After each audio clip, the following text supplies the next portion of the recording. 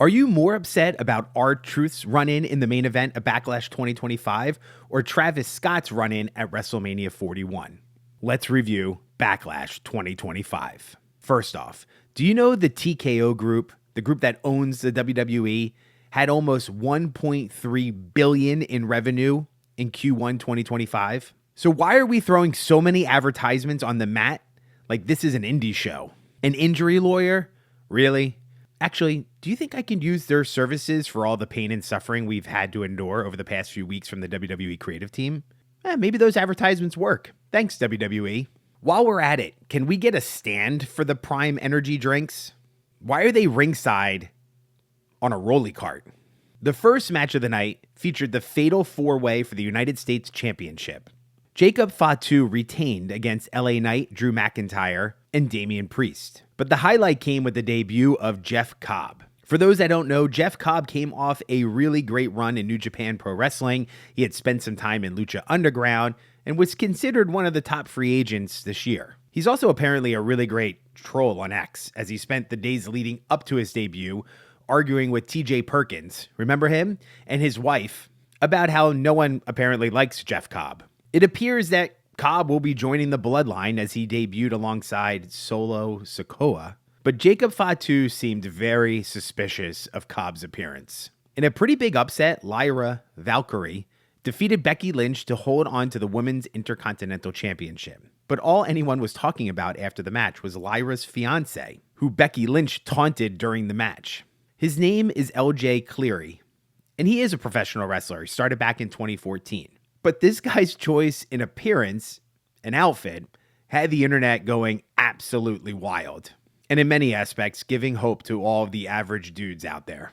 The internet was also quick to point out that in the Dominic Mysterio Penta match, Mysterio used his partner Liv Morgan's finisher, and it might have been the first time in a male-female combo that the male wrestler used the female wrestler's finisher. The Gunther and Pat McAfee match was better than I anticipated, although McAfee almost landed directly on his face, tripping on the top rope when he jumped over. Gunther completely destroyed McAfee in the ring. Look at the photo McAfee posted after the match. You know that hurt. And our main event, for one last time, John Cena versus Randy Orton for the WWE title. Such a fun moment when Randy Orton started giving RKOs to every single person in the ring. But I got to admit, I was really surprised when R-Truth came out and interrupted the finish of the main event match. It's not that I don't love R-Truth, and it's not that R-Truth doesn't have a long history with John Cena. In fact, R-Truth calls John Cena his childhood idol, even though R-Truth is 5 years older than Cena. I guess I just wasn't expecting R-Truth to be involved in a main event storyline and be the final distraction for this event.